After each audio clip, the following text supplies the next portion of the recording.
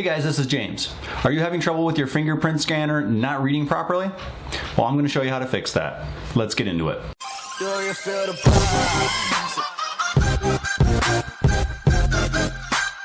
Okay, welcome back. So the scanner we're working with today is the U.are.U 4500 fingerprint scanner from DigitalPersona. It's a good little scanner. First thing you want to do is make sure it's cleaned. I'm going to put a link to the description below for a video that's going to cover on how to clean this. It's pretty simple, piece of tape, peel off all the dirt. But that video will go over how to do that.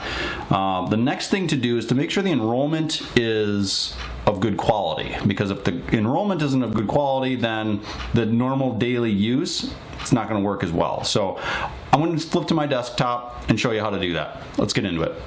All right, I'm going to open up TimeDrop. Go ahead and log in here. First thing we're going to do is make sure that the scanner is connected.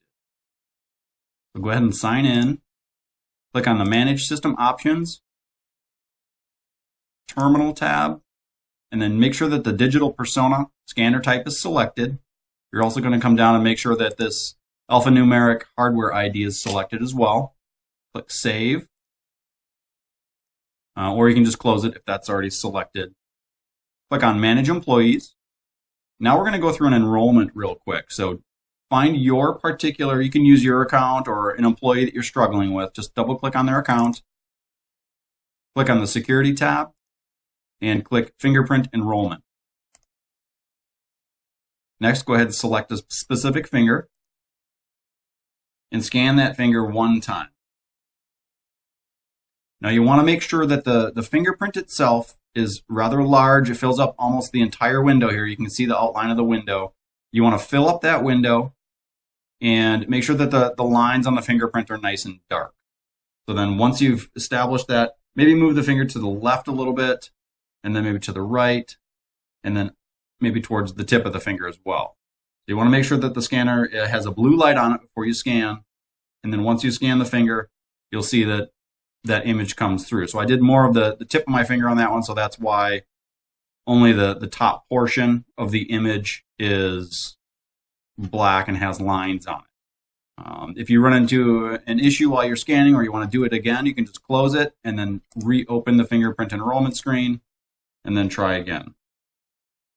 Again, making sure that you try and cover as much of the fingerprint as possible.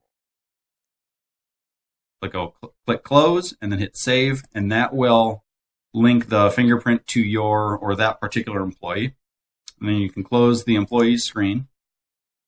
And to test this out, just click Clock in or out, and then scan the finger. And it should go ahead and clock you in or clock you out, whichever the current state is. We'll do the opposite.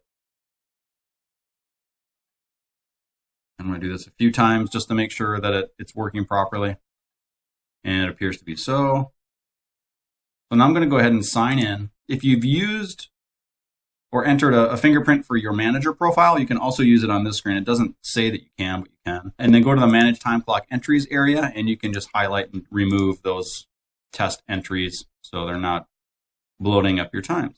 Thanks for checking out the video. Give us a thumbs up if you liked it. If you have any questions or have an idea for another video, let us know in the comments section below. We've got a lot more tips and tricks coming, so hit the subscribe button, stay tuned, and we'll see you next time.